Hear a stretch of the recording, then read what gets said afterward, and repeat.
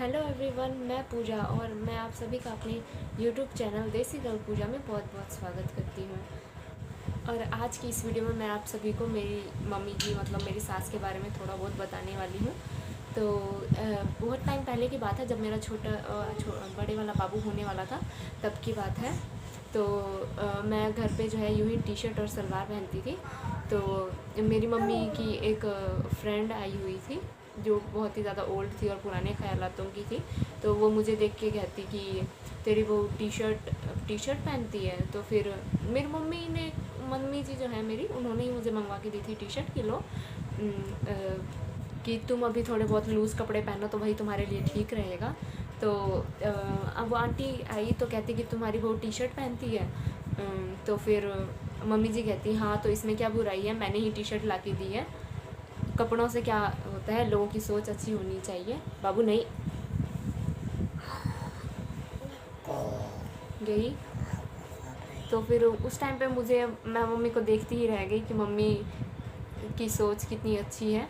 Mummy को उतना फ़र्क नहीं पड़ता कि हमारी बहू मतलब कोई ऐसे कपड़े तो नहीं पहन रहे हैं ना जिसमें कि हमारी बॉडी दिखती हुई है। कुछ भी टी शर्ट और सलवार ही तो पहनी थी, एकदम सिंपल ही तो था।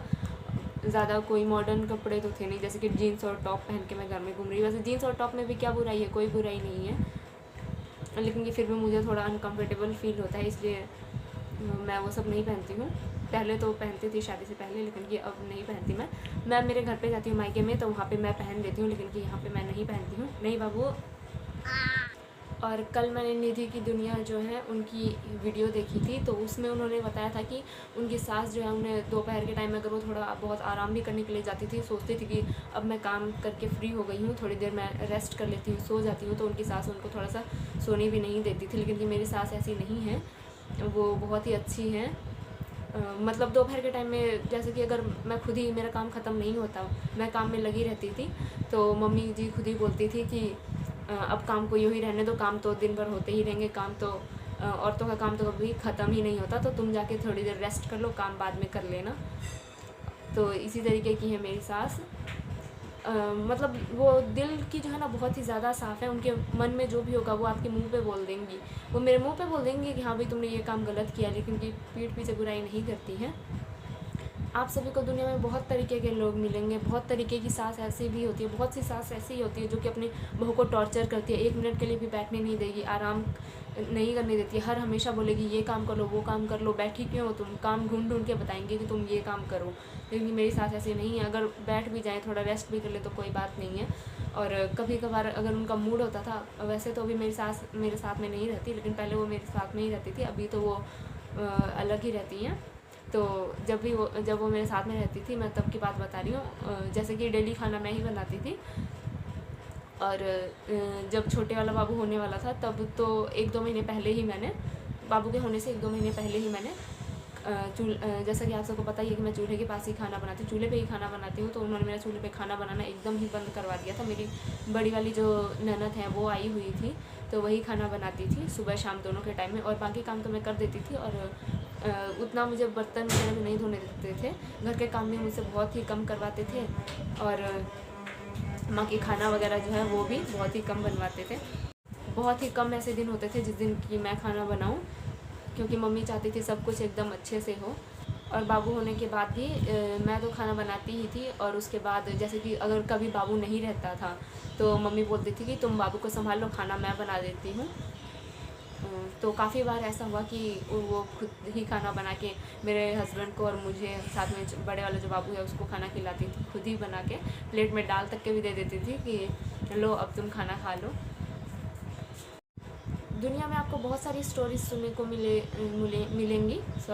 दुनिया में आपको बहुत सारी स्टोरीज़ ऐसी सुनने को मिलेंगी जिसमें आप सुनेंगे, किसी के मुंह से सुनेंगे कि मेरी सास अच्छी नहीं है, किसी के मुंह से सुनेंगे कि मेरी बहू अच्छी नहीं है।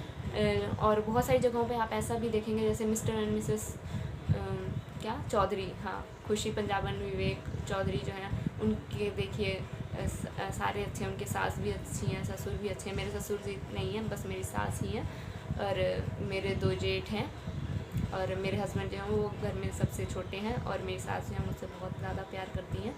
और मम्मी की एक ये बात भी मुझे बहुत ही ज़्यादा पसंद आई। अभी 1 साल पहले की बात है, पिछली बार कंप्यूटर का एक फॉर्म निकला था। हमारे पड़ोस में एक मैडम आई थी पूछने के लिए कि हमें कंप्यूटर फ्री में सिखा रहे हैं हम, उसके लिए बस 150 पता नहीं 200 फीस लगेगी और बाकी 3-4 महीने का कोर्स होगा वो करवाएंगे और जॉब भी हम ही उनको देंगे करने के लिए। तो अगर आपकी नज़र में एक उसी लेडी ने आके मम्मी जी को कहा, अगर आपकी नज़र में कोई लड़की हो तो हमें बताइए, हमें कंप्यूटर के लिए पूछना है उससे। तो मम्मी ने बोला कि मेरी बहू मेरी बहू करेगी ये कोर्स। तो फिर मैं उस टाइम घर में थी, तो बड़े वाले बाबू को घर के अंदर छोड़ के मम्मी बाहर बैठी हुई थी धूप के अंदर, सर्दियों का टाइम था। तो मम्मी ने मुझे बाहर बुलाया और कहते कि इनसे बात कर लो, ये कुछ कंप्यूटर के कोर्स के बारे में बोल रहे हैं। वैसे तो मैंने RSCIT का कोर्स कर ही रखा है शादी से पहले ही, लेकिन कि उन्होंने बोला कि ये कोर्स है, इसके अंदर जॉब भी आपको हम ही अवेलेबल करवाएंगे। तो मैंने सोचा कि हाँ ठीक है कर लेती हूँ। मम्मी कहती कि तुम जॉब कर लेना, मतलब तुम कंप्यूटर सीखने के लिए चली जाना और बाबू उस टाइम बड़े वाला बाबू ही था, छोटे वाला बाबू नहीं था, और बड़े वाले बाबू को मैं संभाल लूँगी और तुम कंप्यूटर सीख लेना। और उस टाइम पे मेरा क्या टाइमिंग होता था कंप्यूटर का, सुबह 9:30 बजे के लगभग मैं जाती थी, 9:30-10 बजे, और वहाँ से मैं आती थी 3:30 बज जाते थे मुझे, 3-3:30 बज जाते थे आते आते। तब तक मम्मी ही बाबू को संभालती थी। और उस टाइम वो जो मैडम आई थी कंप्यूटर जो सिखाने वाली थी, जो मतलब इसके बारे में इंफॉर्मेशन हमको देने के लिए आई थी कि कंप्यूटर का कोर्स फॉर्म जो है वो निकला हुआ है, अगर आपको भरना है तो भर दो। तो उन्होंने भी मेरी मम्मी की बात को सुना, तो फिर वो बहुत ही ज़्यादा खुश हुई कि यकीन ही नहीं होता कि कोई सास अपनी बहू के लिए भी इतना सोचती है। तो वो भी बहुत ही ज़्यादा खुश हुई कि मैं भी अपनी बहू को ये कोर्स करवाऊँगी। वो भी थोड़ी ओल्ड थी, उनकी भी एक बहू थी, तो उन्होंने कहा कि मैं भी अपनी बहू को ये कोर्स करवाऊँगी, आपको देख के मुझे बहुत ही इंस्पिरेशन मिली है। तो उस टाइम पे मैं मम्मी को लेके बहुत ही ज़्यादा प्राउड फील कर रही थी कि हाँ मेरी सासू माँ ऐसी हैं कि उनके बारे में भी लोग अच्छा सोचते हैं। यही सारी बातें हैं, बहुत सारी ऐसी खूबियाँ हैं उनके अंदर जो कि आपको बतानी है मुझे। अभी तो उतना मुझे याद नहीं आ रहा, सोचने के लिए बैठूंगी तो बहुत ही ज़्यादा टाइम लग जाएगा।